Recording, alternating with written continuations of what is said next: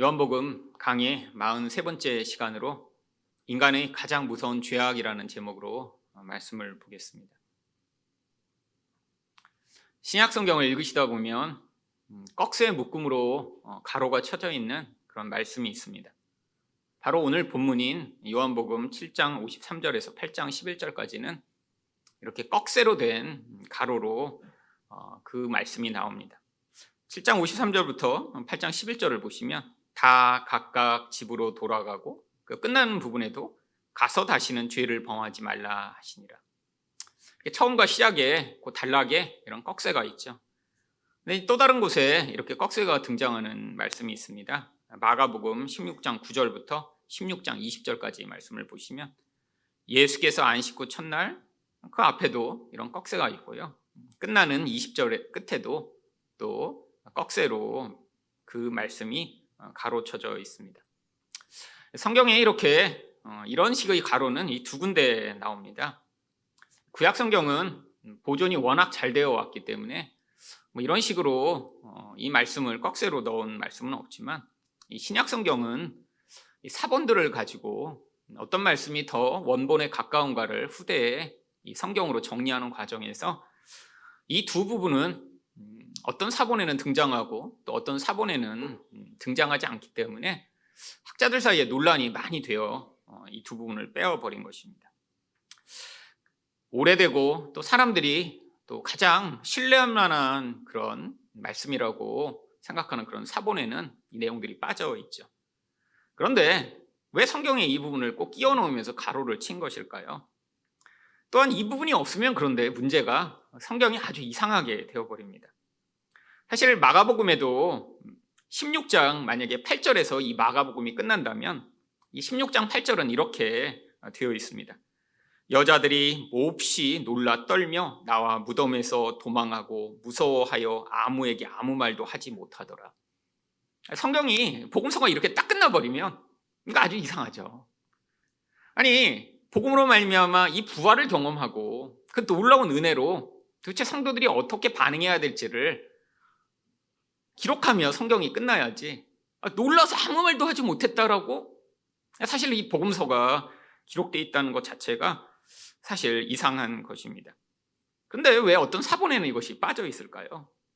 사실 내용상 사람들이 생각하기에 쉽게 받아들여지지 않는 내용이 중간에 들어있기 때문에 아마 성경을 옮겨 적는 사람들이 이 부분을 빼고 이 부분은 내가 생각할 때 없는 게 낫겠다라고 해서 빼어버렸을 가능성이 아주 높습니다. 왜냐하면 마가복음 16장 17절과 18절에도 그냥 읽어서는 이해가 되지 않는 이런 내용이 담겨 있습니다.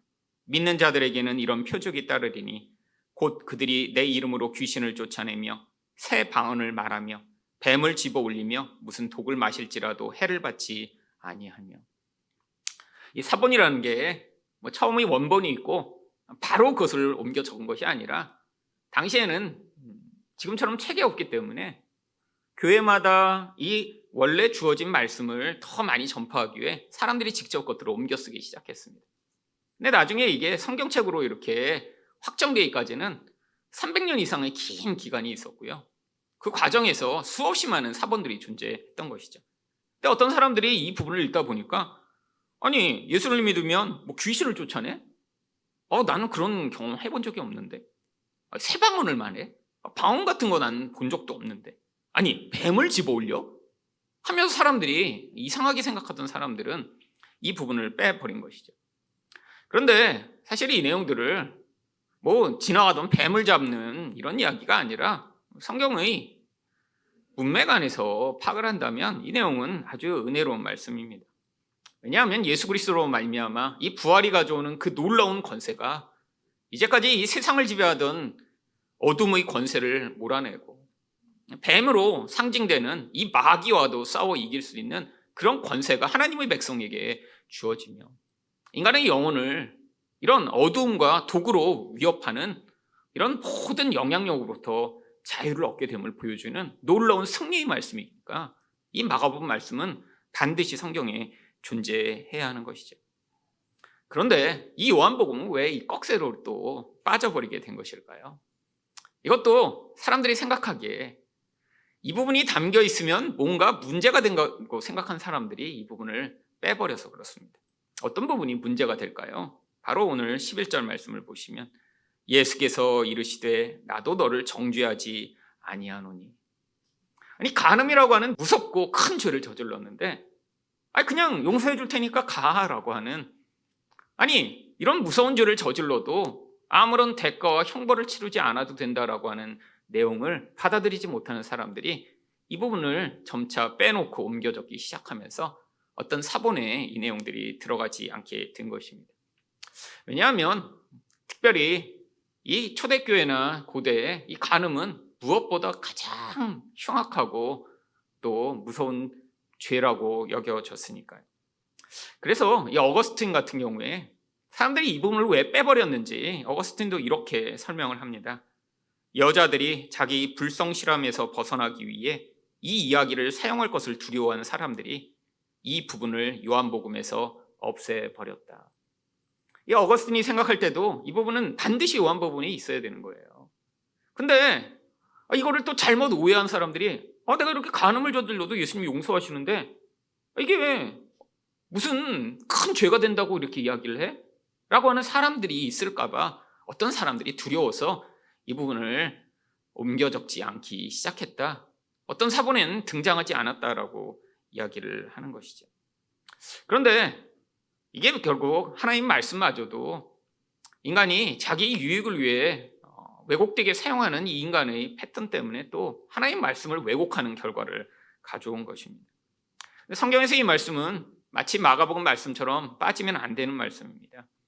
왜냐하면 이 말씀 가운데 인간의 무서운 죄악과 함께 또한 하나님의 놀라운 은혜가 이 안에 담겨있는 복음의 정수가 들어있기 때문이죠.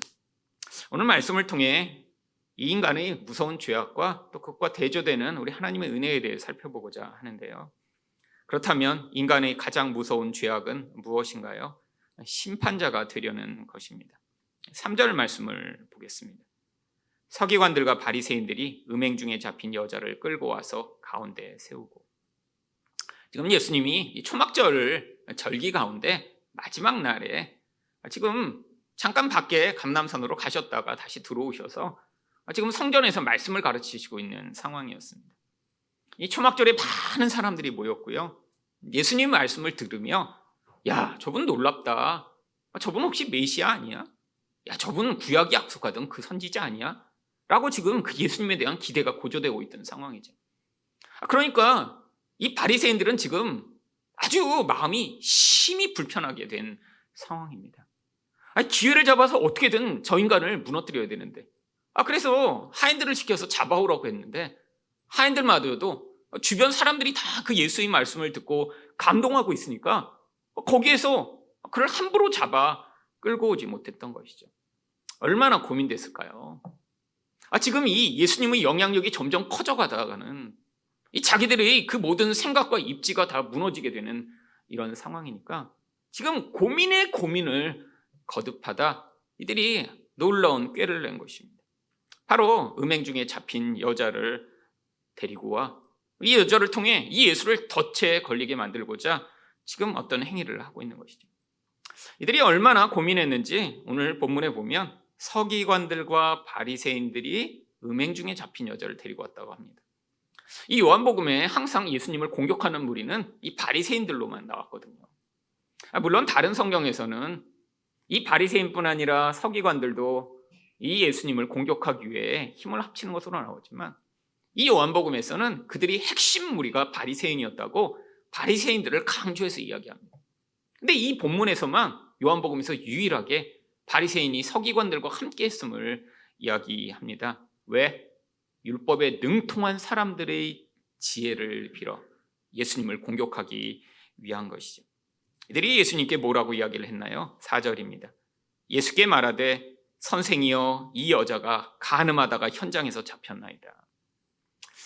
참 누군가 이렇게 간음하고 있는 현장을 잡아 예수께 끌고 오기 위해서 이게 사실 쉽지 않은 일이죠. 여러분 간음을 누군가 이렇게 드러나게 하나요? 여러분 간음 행위일수록 더 은밀하고 누군가 알게 될까 봐 더 몰래 하게 되어 있습니다. 근데 그 현장을 잡아 현장에서 지금 사람을 잡아왔다니요. 아니, 그리고 간음을 혼자 하나요? 아니, 남자는 지금 도대체 어디 간 거죠? 지금 여자만 잡아왔습니다. 간음을 했다면 반드시 상대방이 있어야 되는데 지금 현장에서 잡은 사람 가운데 여자만 데리고 왔다는 것 자체가 지금 뭔가 지금 문제가 있는 것이죠. 아마 이들이 이 상황을 통해 예수를 덫에 걸리게 만들기 위해 모든 상황들을 미리 셋업을 한 뒤에 아마 이 여자를 거기에서 현장에 잡아 끌고 왔을 가능성이 높습니다. 그 증거 중에 하나가 또 5절입니다. 모세는 율법에 이러한 여자를 돌로 치라 명하였거니와 선생은 어떻게 말하겠나이까.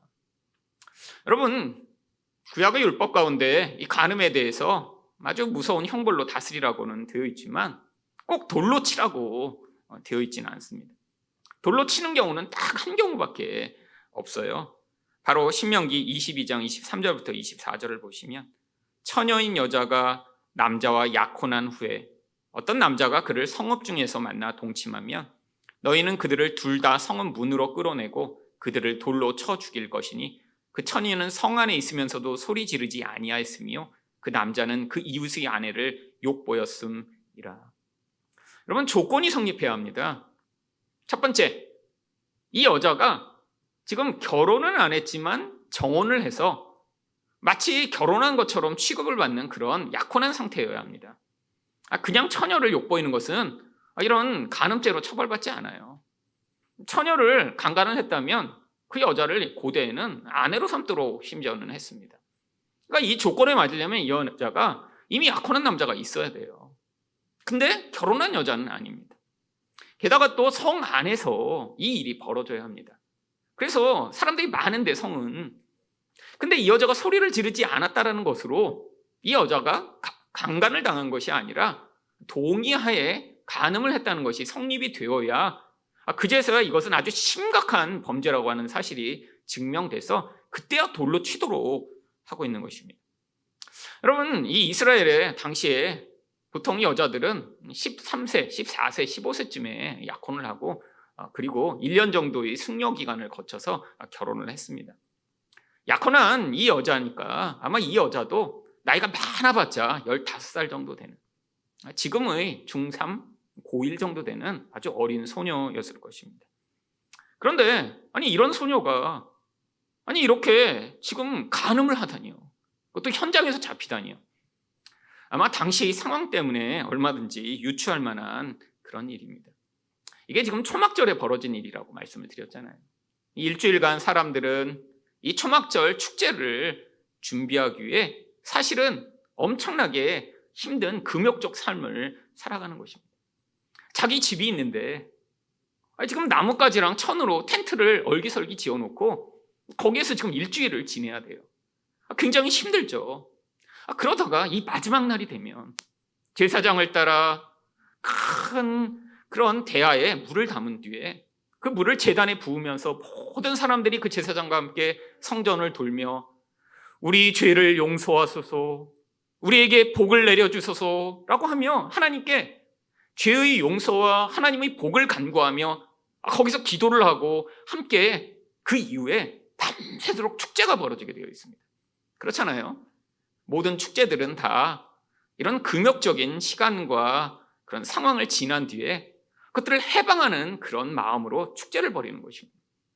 이스라엘 백성들도 그래서 이 바로 초막절이 끝나는 그 밤에는 밤새도록 춤을 추고 기뻐하며 이렇게 하나님이 우리를 해방하시고 복을 주실 것이다 라고 사람들이 모여 엄청난 환희의 시간을 보냈는데 아마 그때 이 젊은 소녀도 그 축제에 참여했다가 한 남자의 꼬임을 받은 것 같습니다. 근데 이 남자가 어떤 남자였을 가능성이 높죠? 바로 서기관들과 바리새인들이 돈을 주고 자, 여기에서 약혼을 하는 한 여자를 골라. 바로 그 여자가 너랑 간음하는 흔적을 우리가 잡을 테니까 이 모든 상황들을 네가 만들어 여자를 꼬셔라 라고 했을 가능성이 아주 높은 것이죠. 현장을 덮쳐서 이 남자는 그냥 도망가도록 풀어주고 아무것도 알지 못하는 이 겁에 질린 소녀 하나를 붙잡아다가 지금 예수께 끌고 온 것입니다. 그들이 예수께 이렇게 했던 이유를 성경은 6절 상반절에서 뭐라고 이야기하나요? 그들이 이렇게 말하면 고발할 조건을 얻고자 하여 예수를 시험하리라. 여러분, 이게 그냥 우연히 벌어진 사건이 아님을 성경이 지금 이야기하고 있는 거예요. 얼마나 이들이 고심을 했는지. 여러분, 어떤 상황이 그냥 벌어졌다면 이런 식으로 이 여자를 끌고 지금 하지 않았을 텐데, 지금 이들이 고민하고 생각하고 계획하고 어떻게 해야 공개적으로 사람들 앞에서 예수를 망신 준 뒤에 법적으로도 처벌할 수 있을까를 결국 그 많은 사람들이 모여 결국 그 결과를 얻어낸 것이 이것이었다라고 하는 것이죠. 근데 도대체 무슨 고발을 하려고 하는 것인가요? 여러분, 율법에 따라 이런 모든 조건이 다 갖춰져 있습니다. 이 여자는 약혼을 했어요. 남편이 있습니다. 그러니까. 근데 이렇게 간음을 하다 현장에서 잡혔어. 게다가 성읍 내에서 사람들이 많이 있는 그런 상황 가운데 걸렸기 때문에 이거는 지금 빼도 박도 못하는 그런 상황입니다. 이 여자가 자발적으로 간음했음이 지금 증명이 된 것이죠. 그래서 예수님이 율법대로 그럼 돌로 치세요. 하나님의 율법을 따라 하도록 말씀하시면 무슨 결과가 나타나죠? 이게 살인교사죄로 로마 법정에 고발을 할 수가 있었습니다. 당시에 이스라엘 사람들은 이렇게 누군가 간음했다고 함부로 돌로 치고 할 수 있는 상황이 아니었어요. 자기들이 나라를 지금 빼앗기고 지금 로마가 모든 치안과 모든 경찰을 동원해 나라를 다스리고 있는 상황이에요. 함부로 잡아다가 함부로 죽이고 누군가 밉다고 함부로 매달 수 없는 상황이죠.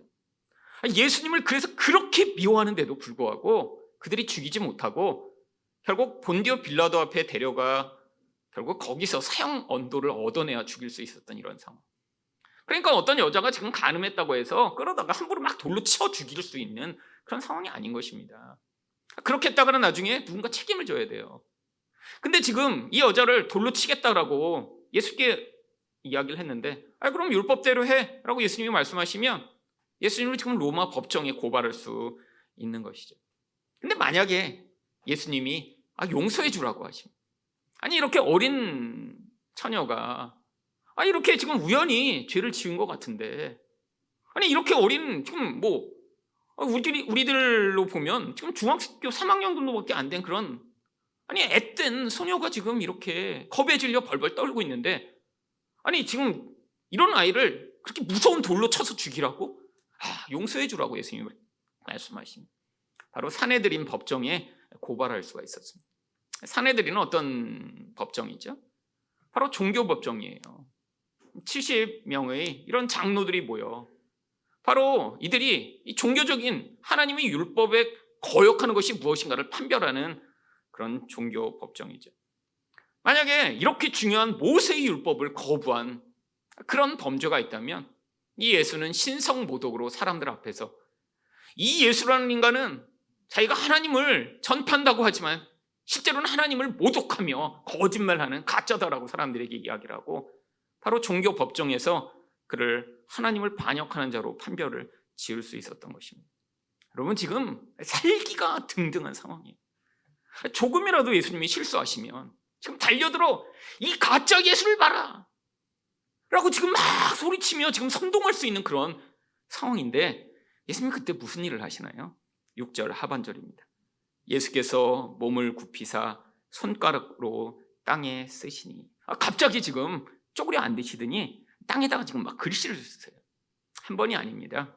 8절에 보시면 다시 몸을 굽혀 손가락으로 땅에 쓰시니 뭔가 쓰셨어요. 여러분, 많은 사람들이 역사적으로 지난 2000년간 너무 궁금했습니다. 도대체 뭘 쓰셨을까? 여러분, 수없이 많은 이론들이 있더라고요. 여러분, 어떤 사람들은 거기다 이 나쁜 놈들아 이렇게 쓰셨다라고 이야기하는 사람도 있고요. 또 어떤 사람들은 예수님이 앞으로 하실 말씀에 대해 미리 쓰셨대요. 죄업자가 돌로 치라. 여러분, 다양한 의견들을 사람들이 표출합니다. 여러분, 근데 이건 알 수가 없어요. 나중에 정말 궁금하신 분이 계시면 천국에 올라가셔서 물어보세요. 예수님 그때 뭐 쓰셨어요? 그거 외에는 지금 답을 할 수 없는 상황입니다. 이거 알려고 하는 것 자체가 이거 문제예요. 여러분, 답이 없고 우리는 알 수 없는데 이거 궁금해서 어떻게 해요? 정말 궁금하시다면 정말 여러분 마음에 꼭 품고 나중에 천국에 가서 물어보세요. 여러분 그거 말고도 물어볼 거 많은데 꼭 그거 궁금하신 분은 여러분 저한테 물어보셔도 모릅니다. 여러분 근데 예수님이 도대체 뭘 하신 거죠? 여러분 예수님이 자신이 하나님이심을 보이시기 위해 일부러 그런 행동을 하신 거예요. 아니 하나님이심을 보이면 뭔가 더 멋있고 뭔가 더 위험 있고 놀라운 모습으로 보이셔야 하는 거 아닌가요? 아니요. 바로 구약 성경이 보여주던 그 하나님이 자신이심을 보이시기 위해 구약에서 하나님이 하셨던 것과 똑같은 모습으로 거기에서 행동을 하신 것입니다. 여러분 구약에서 하나님이 직접 글씨를 쓰신 경우가 두 번이 있어요. 출애굽기 32장 15절부터 16절을 보시겠습니다. 모세가 돌이켜 산에서 내려오는데 두 증거판이 그의 손에 있고 그 판의 양면 이쪽 저쪽에 글씨가 있으니 그 판은 하나님이 만드신 것이요 글자는 하나님이 쓰셔서 판에 새기신 것이더라. 여러분 하나님이 직접 글씨를 구약에서 쓰셨습니다. 언제요? 바로 이 율법을 주실 때요. 여러분 율법은 무엇인가요? 율법으로 말미암아 결국 인간은 심판을 받을 수밖에 없는 존재라는 것들을 확정짓는 기준이 율법입니다. 여러분 율법을 사실 모두가 지켜서 복을 받으라고 주신 게 아니에요. 여러분 율법 조항의 가장 기본 조항은 무엇인가요? 모든 율법을 항상 지키는 자만 복을 받고 이 율법 가운데 단 하나의 율법이라도 한 번이라도 어기면 저주를 받는다는 게 율법의 조항이에요. 그러니까 율법으로는 인간은 복을 받을 수가 없습니다. 모든 자가 죄인임을 보여주기 위해 하나님이 직접 심판의 기준으로 주신 게 율법이에요. 율법이 없다면 기준이 주어지지 않으니까 나중에 기준이 왔다 갔다 할 거 아니에요. 근데 미리 선포하신 거예요. 아무도 빠져나가지 못하도록. 모든 자는 죄인이며 모든 자는 결국 그래서 심판받을 수밖에 없는 그런 자임을 하나님이 율법으로 정해놓으신 게 바로 십계명이며 하나님 그것을 직접 기록해서 주신 거예요. 결국 우리 하나님은 심판하시는 하나님이심을 구약에서 보여주시는데 근데 인간이 이 심판을 받아 다 죽을 수밖에 없으니까 하나님이 이 심판을 피하게 하시고자 결국 내가 메시아를 보내 너희를 구원하겠다라고 하는 심판을 통한 은혜를 가르치시고자 주신 것이 율법인 것이죠. 그럼 구약에서 하나님이 한 번 더 직접 글을 쓰신 경우가 있습니다. 다니엘서 5장 5절입니다. 그때 사람의 손가락들이 나타나 왕궁 촛대 맞은편 석회벽에 글자를 쓰는데 왕이 그 글자 쓰는 손가락을 본지라. 지금 바벨론 이 벨사살 왕이 밖에는 지금 페르시아의 군대가 지금 왕궁을 포위하고 있는데 이 바벨론 성은 영구할 것이며 너무 견고하니까 절대로 함락되지 않을 거야라는 확신을 가지고 그 자만심과 교만으로 여호와의 전에 있던 그릇들을 다 가져오게 만들어 거기다 술을 담아 지금 잔치를 벌이고 있는 거예요. 여러분 지금 문 밖에는 지금 성이 포위되어 있어요. 사실 역사적으로 보면 그 다음날 이 바벨론이 멸망합니다. 근데 이 벨사살 왕이 얼마나 교만했는지 이 바벨론 성이 이렇게 견고한데 절대 안 무너질 거야 라고 하면 지금 잔치를 벌이고 있는 상황이에요. 역사상으로 보면 이 바벨론 성이 정말 엄청난 규모였습니다. 이 바벨론 성벽 위에 있는 그 성벽 위의 길에서 마차 2대가 경주를 할 정도로 이 성벽이 두꺼웠대요. 그러니까 그가 생각하기에는 이 성벽은 절대로 안 무너져라고 생각해요. 그날 모든 귀족을 불러 거기서 교만한 채로 잔치를 벌이는데 그런데 내가 이 온 세상을 정복한 왕이야 라는 걸 뽐내기 위해 특별히 여호와의 전의 기문을 갖다가 거기다 술을 마시고 있었는데 손가락이 와서 글씨를 쓰기 시작한 거예요. 뭐라고 썼나요? 다니엘이 와서 그것들을 해석합니다. 다니엘서 5장 25절에서 28절을 보십니다. 기록된 글자는 이것이니 곧 메네 메네 데겔 우바르시니라. 그 글을 해석하건대 메네는 하나님이 이미 왕의 나라의 시대를 세워서 그것을 끝나게 하셨다 하며 데겔은 왕을 저울에 달아보니 부족함이 보였다 하며 결국 하나님의 기준에 의해 판별하니까 너는 심판을 받아 마땅한 그런 부족한 존재다라는 게 지금 판별됐다라는 심판의 선고가 내려지는 것이 하나님이 손으로 쓰신 글씨예요.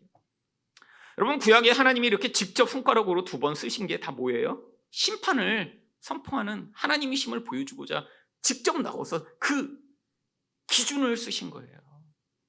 예수님이 바로 그 구약의 하나님이심을 지금 쪼그려 앉아 쓰고 계신 거예요. 물론 이렇게 멋있게 쓰셨어야 그 나쁜 놈들이 깜짝 놀랄 텐데, 막 하늘에서 번개가 치고 막 시내산에서 막 구름이 몰려오고 거기서 하나님이 십계명에 막 하늘에서 쫙쫙쫙 이렇게 쓰신 듯이 이렇게 쓰셨어야 되는데 쪼그리고 앉아서 거기서 글을 쓰시니까 인간들이 그 예수님을 무시하겠죠. 사실 아무도 몰랐어요. 여러분도 모르셨죠? 여러분 대부분이 사실 너무 은밀하게 보여주셨어요. 답답해요. 그냥 예수님이 하나님이시면 정말 그 멋있는 모습으로 좀 하셨어야 했는데 우리 예수님 너무 초라하고 아무도 못 알아듣게 그렇게 몰래 자기가 하나님인지 썼어요. 아는 자만 아는데 대부분 몰랐어요. 대부분. 아니 당시에는 아무도 몰랐죠. 저분이 하나님이라고 저렇게 초라하고, 아니 나사렛 출신에다가 30살밖에 안 먹은 그런 청년인데 저가 하나님이라고? 그러니까 지금 사람들이 그를 죽이려고 몰려와서 죽이려고 하는데 거기서 은밀하게 아무도 못 알아채게 내가 사실은 구약의 심판하는 하나님과 동일한 하나님이시다라는 사실을 지금 보여주신 것이죠. 여러분 이거 얼마나 큰 하극상인가요? 아니 하나님을 앞에 놓고 그 하나님을 죽이겠다고 몰려와 시험하고 있는 이 인간의 모습이, 인간은 피조물입니다. 인간은 심판을 받아 죽을 수밖에 없는 존재예요. 죄인이니까요. 하나님의 율법의 기준에 의하면 아무도 살아남을 수 없습니다. 근데 그 하나님을 앞에 세워놓고 그를 죽이겠다고 몰려와 하나님이 주신 그 율법을 가지고 네가 율법을 어겼으니까 우리는 너를 죽일 거야. 근데 직접 죽이지 못하니까 로마에 고발해서라도 너를 죽일 거야 라고 지금 몰려들고 있는 이 인간의 모습이에요. 여러분 우리는 많은 사람들이 누군가를 죽이는 이 죄를 가장 무서운 죄라고 생각을 합니다. 그래서 법정에서도 살인죄가 사실 가장 형량이 높죠. 여러분 살인죄보다 더 높은 그런 형량을 가진 범죄가 있나요? 아니 살인죄가 제일 높습니다. 그것도 우발적 살인이 아니라 계획해 누군가를 죽이려고 한 이 살인죄는 형량이 굉장히 높죠. 여러분 그런데 사실 영적으로 보면, 성경적으로 보면 가장 무서운 범죄는 바로 하나님을 반역하여 자기가 심판자가 되려고 하는 이 죄악입니다. 여러분 이게 바로 인간의 죄의 본성이에요. 여러분 근데 이 죄의 본성을 우리 모두는 다 가지고 있습니다. 우리는 다 심판자가 되고 싶어요. 근데 문제가 있습니다. 심판자가 되기 위해서는 능력이 있어야 돼요. 여러분 세상에서 우리 또한 이 바리새인과 같은 때가 얼마나 많이 있나요? 바리새인들이 예수님을 이렇게 죽이고 싶도록 미워했던 이유가 뭐죠? 자기들이 생각하는 자기 기준에 예수가 들어오지 않아서 그래요. 그들은 어떤 기준을 가지고 있었나요? 안식일에는 절대 아무 일도 하면 안 돼. 그래야 자기들은 아주 구체적으로 규정을 정해놓고 그것들을 다 지킴으로 말미암아 나는 너보다 나은 존재라는 것을 인정받을 수 있는 아주 중요한 도구가 안식일이었는데 예수님이 오시더니 막 사람을 치료해요. 낫게 만들어요. 아니 자기들은 절대 할 수 없는 일입니다. 38년 된 병자가 막 예수님의 말씀만으로 일어나요. 여러분 이게 하나님이시라는 증거잖아요. 자기들은 종교적으로 하나님께 사랑을 받으며 우리는 이렇게 안식일을 열심히 지켜서 하나님을 우리를 인정하신다라고 다 자기 의를 가지고 있는데 자기들은 절대 할 수 없는 일들을 예수님이 오셔서 그 일들을 막 해내시니까 자기들이 지금 권위가 막 떨어지고 있는 거예요. 이전까지는 사람들 앞에서 저분들은 저렇게 안식일을 철저하게 지키는 분이에요. 저분은 안식일에 침도 안 뱉어. 저분들은 안식일에 이렇게 옷에 이렇게 실타리가 조금 나와도 그것도 뜯지도 않아. 저분들은 안식일에 불도 안 켜. 저분들은 수백 가지를 다 철저하게 지키는 굉장히 하나님께 사랑받는 분들이야 라고 사람들에게 인정받도록 하기 위해 이들은 열심히 안식일을 지켰어요. 근데 예수님이 오시더니 안식일에 사람을 치료하시는 거예요. 그랬더니 죽이고 싶도록 미웠던 것입니다. 질투심, 자기들의 권위가 박살나고는 이 수치감, 자기들이 중요하게 여기는 이 의의를 파괴하는 그런 존재였다는 것이죠. 여러분 사실 이 심판자가 되고 싶고 그래서 이 심판을 위한 이 정죄의 근거를 갖고자 하는 것이 사실은 하나님처럼 되고자 하는 이 모든 인간들의 본성입니다. 여러분 우리도 우리가 가진 기준으로 사람들을 계속해서 평가합니다. 어떤 기준들을 가지고 평가하나요? 내가 조금이라도 가지고 있거나 조금이라도 잘하는 것이 있으면 그것으로 남을 평가하기 시작합니다. 여러분, 이건 종교적인 것만이 아니에요. 여러분이 조금만 키가 크다면 다른 사람들은 다 어떻게 보이겠어요? 얼굴이 아름다운 사람, 마음이 착한 사람 이렇게 보이는 게 아니라 키 작은 인간들 이렇게 보이는 거죠. 키가 여러분이 제일 크시다면. 여러분이 조금만 영어를 잘한다면, 그래서 그걸로 자기 의를 삼고자 하는 사람이라면 남들은 어떻게 보이겠어요? 영어도 못해 이렇게 보이겠죠. 여러분이 뭔가 하나라도 내가 잘하고 있고 나는 기준을 가지고 있다고 생각하는 순간에 나머지 사람들은 다 그렇지 않은 사람으로 만들어 자꾸 자기 의를 쌓아 자기를 어떻게 만들고 싶은 거예요? 나는 괜찮은 사람이요 하나님처럼 되고 싶다라고 이야기하는 것이죠. 여러분, 이 기준들이 우리가 얼마나 많나요? 여러분, 없는 사람이 없습니다. 여러분, 자동차 운전만 하더라도 여러분, 사람마다 자기 운전하는 기준이 있어요. 저도 제 운전의 기준이 있습니다. 그렇다고 제가 모든 자동차의 법규를 완벽하게 다 잘 지키는 건 아니에요. 사실 자주자주 어깁니다. 특별히 지금 이 자동차의 제한 속도를 50km로 해놓은 거 저는 굉장히 불만입니다. 아니, 저는 출퇴근을 남부순환도로로 하거든요. 이 넓은 도로에 50km라니요. 근데 왜 이렇게 과속 카메라가 많아요? 그래서 그 사이사이에는 제가 조금 빨리 달렸다 멈췄다 빨리 달렸다 멈췄다를 합니다. 솔직히 사실 지난 2년간 여기로 이사 오고 아마 자주 어겼을 거예요. 근데 50km 이내로 달리는 건 너무 답답해서 저도 살짝 어깁니다. 근데 그렇게 달리다가도 사실 저도 법규를 어기지만, 근데 저보다 더 빨리 달리는 인간이 있으면 비워요. 아니, 나는 그래도 내가 이렇게 그래도 100km 달리지 못하잖아요. 근데 50km가 답답하니까 60km 정도로 조금 이렇게, 원래 60km였어요 거기가. 근데 작년에 바뀌어가지고 이제 답답해진 거죠. 근데 60km 때는 또 제가 70km 좀 달렸거든요. 근데 이게 50km 해놓으니까 70km 달리기는 좀 부담이 돼요. 저도 소심하거든요. 그래서 한 50km니까 한 60km, 62km, 63km 되면 다시 60km로 달리는데 어떤 인간들이 80km 달려요. 그럼 마음에서 이 나쁜 자식들이, 아니 도시에서 이렇게 80km, 90km 달려? 나쁜 놈들 그냥 가다 확 박아버렸으면 좋겠다. 이런 마음이 있는데, 제가 운전하면서 가장 갖고 싶은 능력이 뭔가 생각해보니까 생각만으로 다른 물건들을 조종할 수 있는 능력이 있으면 너무 좋을 것 같아요. 그래갖고 막 갑자기 콱 끼어드는 인간이 있으면 차를 그냥 거기다 한 30바퀴쯤 돌려갖고 막 정신 차리게 해서 무섭다 이렇게 만들면 그렇게 하지 않을 거 아니에요. 여러분, 제 안에 그 능력이 너무 갖고 싶더라고요. 딴 능력보다 특히 운전할 때. 그래서 그냥 끼어들고 막 이런 인간들은 거기 그냥 100바퀴쯤 돌려놓고, 그래서 이제 다시는 그렇게 끼어들지 못하게 만들어요. 아니, 내가 60km로 살짝 이렇게 나갔는데 막 뿡 하고 달리는 인간은 그냥 거기다 바퀴를 그냥 확 잡아버려갖고 못 움직이게 만들고. 왜요? 심판하고 싶은 거죠. 그리고 저를 향해 창문을 열고 소리 지르는 인간은 그냥 자동차를 뒤집어서 그냥 벽에다 갖다 팍 박아버리고 싶은 이 욕구. 여러분, 지난 2년간 2번쯤 있었습니다. 막 창문 열고 저한테 소리 지르고 그러는 사람이 있었거든요. 여러분, 뭐 하고 싶은 거예요? 저 기준을 가지고 내 기준에 어긋나는 인간은 다 심판에 파괴시켜버리고 싶은 게 제 본질이에요. 여러분, 그것만 그런가요? 우리 모두 다 다양한 기준들을 가지고 남을 평판합니다. 모자란 인간, 못하는 인간, 바보 같은 인간. 여러분, 그것 때문에 우리는 어떻게 하나요? 멀리 있는 사람들은 계속 비난하고 욕을 해요. 여러분, 그들은 어떻게 할 수가 없으니까. 여러분, 택시를 타시면 택시 운전사들이 꼭 뭘 하십니까? 운전하시는 분들은 꼭 정치인들 얘기를 꼭 하세요. 왜냐하면 택시에서 계속 라디오를 들으시니까. 그래갖고 막 그냥 이 나라 문제에 대해서 아마 국회의원보다 더 많이 고민하시는 것 같아요, 택시 운전하시는 분들은. 그래갖고 막 누구 나쁘다, 저 누구 나쁘다 막. 멀리 있는 사람은 욕할 수밖에 없어요, 비난하고. 여러분, 가까운 사람에 대해서는 어떻게 하나요? 지적합니다, 지적하고 계속 바꾸고자 하죠.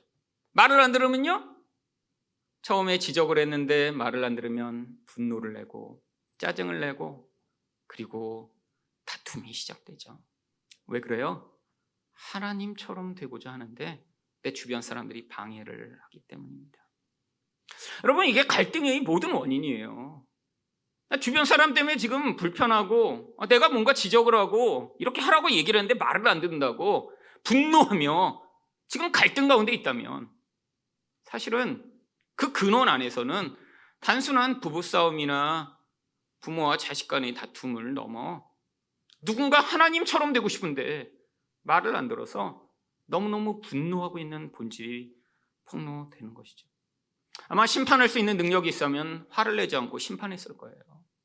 누군가 말을 안 들어요. 근데 능력이 있어요. 그럼 그냥 속으로 능력이 있어서 그냥 입을 확 꼬매버려라. 그럼 그냥 입이 꽉 꼬매져요. 이러면 훨씬 화낼 필요 없잖아요. 누군가 말을 안 들어요. 천장에 2시간만 붙어 있어. 그럼 천장에 탁 붙어갖고 못 내려오게 만들어. 그럼 살려주세요. 말 들을 거야? 네. 그럼 내려와. 그럼 툭 떨어져. 그럼 이럴 수 있으면 왜 화내요? 마음에 안 드는 인간들 다 떼굴떼굴 굴려놓고 말 들을 때까지 고통하게 만들면 내 마음대로 살 수 있을 거 아니에요. 근데 그렇게 못하니까 화내는 거예요. 왜 내 말을 안 들어? 왜 내 기준에 부합해서 반응하지 않아?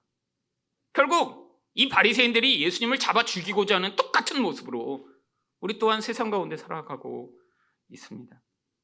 여러분, 하나님에 대해서는 어떠신가요?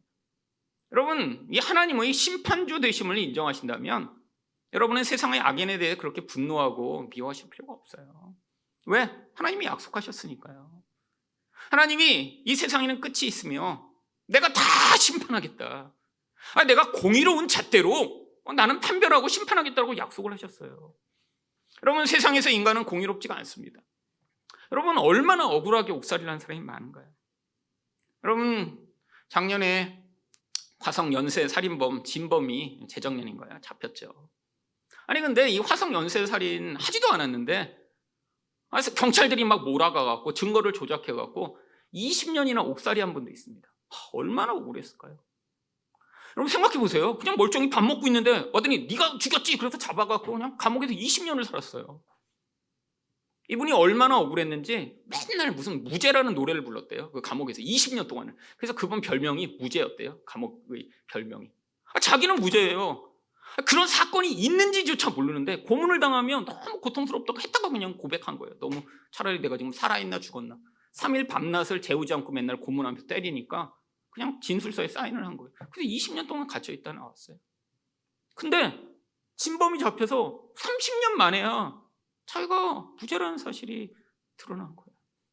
그러면 이게 인간이 판단한다라고 하는 인간의 이 불완전하고 불의한 판단 기준입니다. 여러분, 우리 하나님은 그렇지 않으세요. 우리 생각까지 다 아세요.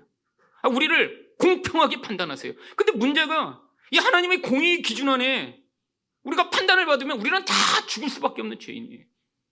여러분, 이 땅에 살며 나는 살인도 한 적 없는데요. 나는 도적질도 한 적 없는데요. 물론 그런 건 안 하셨겠죠. 근데 뭘 하셨어요? 가장 하나님이 볼 때 무서운 범죄인 심판자가 되고 싶어하는 모습으로 이 땅을 살았어요. 세상 가운데 다른 사람들을 끊임없이 마음으로 심판했어요. 그러니까 비난하신 거예요. 저런 인간 그냥 확 그냥 망해버렸으면 좋겠다. 이런 생각을 하신 거예요. 이게 심판자가 되고 싶은 거예요. 하나님이 자리에 서신 것입니다. 하나님처럼 되고 싶어서 이 땅에서 그런 보응이 주어지지 않으면 그들을 향해 비난하고 원망하며 내 주변 사람들을 향해서는 화내고 불평하고 짜증내면서 끊임없이 심판자처럼 살고 싶었는데 이게 하나님 앞에 가장 무서운 범죄라. 선악과를 따먹어 하나님처럼 되려고 한 이 인간이 벗어날 수 없는 죄라. 우리 하나님 앞에 우리가 다 가면 그 공의로운 심판대 앞에서 우리는 죽을 수밖에 없는 자라는 거예요. 여러분, 이거는 예수 안 믿는 사람 얘기를 하는 게 아닙니다. 하나님이 아무리 좋은 기준을 우리에게 주셔도 우리는 그것들을 받아들일 수 없는 게 우리들입니다. 여러분, 그 예를 보여주시기 위해 요나서가 기록된 거예요. 여러분, 요나가 하나님을 향해 뭐라고 반응합니까? 요나서 4장 1절부터 4절을 보시면 요나가 매우 싫어하고 성내며. 여러분, 이 한글로는 싫어하고 성내며라고 되어 있는데 히브리어로 읽으면 요나가 악한 악을 쏟아냈다 이렇게 되어 있어요. 그걸 이제 한글로 이렇게 이제 의역을 한 거죠. 하나님에게 악을 한 번도 아니고 2번을 겹쳐서 쏟아낸 거예요. 너무 화나서. 근데 이 요나가 너무 화난 이유가 뭐예요? 2절을 보시면 여호와께 기도하여 이르되 여호와여 내가 고국에 있을 때 이러하겠다고 말씀하지 아니하였나이까? 그러므로 내가 빨리 다시스로 도망하였사오니 주께서는 은혜로우시며 자비로우시며 노하기를 더디하시며 인애가 크시사 뜻을 돌이켜 재앙을 내리지 아니하시는 하나님이신 줄을 내가 알았음이니이다. 이게 하나님을 향해 악한 악을 쏟아내며 너무 화가 나서 죽을 것처럼 고통하고 있는 이 요나의 이유예요. 어떤 이유요? 하나님이 너무 자비로우시고 은혜로우시고 공의가 크시고 사랑이 많으시고 용서하시는 하나님이라는 게 너무 화가 나는 이유예요. 왜? 내가 미워하는 인간들을 살려주시고 계시니까요. 아니, 하나님이 정말 뭔가 이상한 일을 하고 계신 것 같아요. 이해하지 못하는 일을 하시는 게 아니라 하나님이 성품대로 지금 하고 계신 거예요. 악인이라도 회개하면 용서해 주시는 하나님인데 그걸 못 받아들이겠는 거예요. 누가요? 하나님의 음성을 막 듣는 요나가요. 여러분, 여기에 이렇게 하나님과 대화할 수 있는 이런 영성을 가진 분이 계신가요? 여러분, 이건 아주 탁월한 영성입니다. 하나님과 막 이렇게 대화하듯이 말하고 하나님만 막 말씀하세요. 여러분, 지금 요나가 하나님께 3절에서 뭐라고 또 얘기합니까? 여호와여, 원하건대 이제 내 생명을 거두어 가소서. 사는 것보다 죽는 것이 내게 나옵니까? 죽고자 한대요. 왜요? 하나님이 너무 은혜로우셔서 너무 화나서 지금 자기 죽이려래요.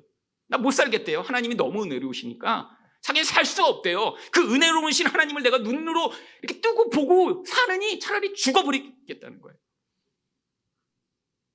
왜? 하나님이 너무 자기가 생각할 때 화날 정도로 악인한테도 은혜를 베푸시니까요. 여러분, 하나님이 이 요나를 향해 뭐라고 말씀하시나요?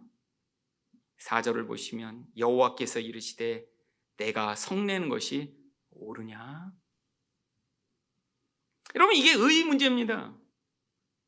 지금 요나는 어떻게 생각하고 화내는 거예요? 나는 맞습니다. 내가 판단한 게 옳아요. 내가 결정한 게 선이에요. 하나님은 악이에요. 왜 악이야, 하나님이? 하나님은 은혜롭게 악인을 용서하셨으니까. 나쁜 거예요, 하나님. 왜 내가 원하는 선을 이루시지 않으세요?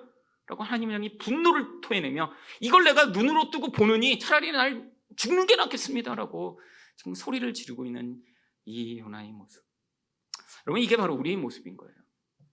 우리도 인생 가운데 늘 이렇게 살고 있진 않으신가요? 여러분 가운데 특별히 화가 많은 분들이 계세요. 화를 내면서 사람들을 불편하고 힘들게 만드는 분들 있습니다. 근데 왜 화나죠? 내가 생각하는 그 기준대로 누군가 하지 않거나 내 마음대로 상황이 돌아가지 않아요. 그럼 분노를 표출해내는 거예요. 뭐 하고 있는 거예요? 하나님이 아닌데 하나님인 것처럼 살려고 하니까 자꾸 화가 더 많이 나는 거예요. 그래서 하루 종일 화내는 사람이 있습니다. 운전할 때도 화나고 아침에 일어나서도 화나고 주변 사람만 보면 화나고. 여러분, 이게 무서운 죄인 거예요. 어떤 죄요? 심판자가 되고 싶은데 심판할 능력은 없으니까 화만 내고 살아가는 우리 본질적 모습이에요. 이들을 향해 예수님이 7절에서 뭐라고 말씀하시나요? 그들이 묻기를 맞이 아니하는지라 이에 일어나 이르시되 너희 중에 죄 없는 자가 먼저 돌로 치라. 여러분, 예수님이 사람들 향해 죄 없는 자가 먼저 돌로 치래요. 근데 이들은 어떤 죄를 저지르고 있어요? 지금 율법을 주신 그 심판주 하나님을 죽이겠다고 그 앞에 몰려온 이 무서운 죄를 가지고 있는데 그뿐 아닙니다. 이들이 그 전날 밤 뭐 했다고요? 초막절 마지막 밤에 제단에 물을 부으며 하나님 우리 죄를 용서하여 주시라고 같이 합창하라며 지금 하나님 앞에서 죄의 고백을 하고, 그러니까 우리는 살 수 없으니까 주께서 은혜를 베풀어 우리에게 복을 주소서라고 간구를 하고 그 다음날 아침인 거예요. 여러분, 그들을 향해 예수님이 죄 없는 자가 돌로 치라 말씀하시는데 사람들이 9절에서 어떻게 반응하나요? 그들이 이 말씀을 듣고 양심의 가책을 느껴 어른으로 시작하여 젊은이까지 하나씩 하나씩 나가고 오직 예수와 그 가운데 섰는 여자만 남았더라. 여러분, 이 순서가 아주 재미있습니다. 어른으로 시작하여 젊은이까지. 뭐예요? 젊을수록 자기 죄를 인정 못한다는 거예요. 여러분, 젊은이들 의문에 차 있죠. 간음을 했어? 죽여. 여러분, 근데 살수록 아무리 이런 예수님을 죽이고자 하는 그런 살이에 붙잡혀 있더라도 자기가 하나님의 은혜가 아니면 살 수 없다라는 그 죄를 자주자주 경험한 거예요. 여러분, 그러니까 늙은 사람부터 가기 시작하는 거예요. 그 젊은이들이 끝까지 있다가 그제서야 인정하고 떠난 거죠. 여러분, 이게 인간의 실체입니다. 하나님의 은혜 없이는 살 수 없는 자이면 우리도 다 죄를 짓는데 우리는 그럼에도 불구하고 이건 큰 죄니까, 간음죄는 정말 죽어 마땅한 나쁜 죄니까 라는 기준을 세우고, 심지어는 그걸 통해서 하나님마저도 죽이고자 하는 게, 그게 이 인간의 무서운 죄죠. 여러분, 그래서 우리도 늘 힘든 거예요. 하나님이 우리가 생각하는 그 기준대로 반응하시지 않는 경우가 너무 많죠. 인생 가운데 내가 어떤 기준을 세워놔요. 내 인생은 이렇게 살았으면 좋겠다. 나는 이런 인생이 되고 싶다. 근데 하나님이라면 그 모든 것들을 들어주시면 좋겠는데, 하나님이 우리 인생 가운데 오히려 그 상황들을 변화되지 않도록 허용하고 계시는 경우가 너무 많습니다. 왜요?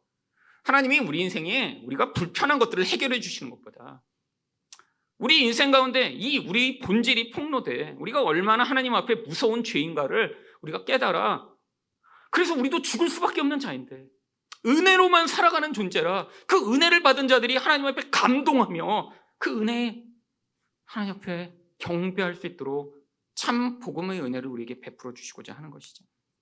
그때 예수님이 이 여자를 향해 10절에서 뭐라고 말씀하시나요? 예수께서 일어나 여자 외에 아무도 없는 것을 보시고 이르시되 여자야, 너를 고발하던 그들이 어디 있느냐? 너를 정죄한 자가 없느냐? 여러분, 예수님 주변에 몰려들었던 이 사람들의 실체가 고발과 정죄하는 자들입니다.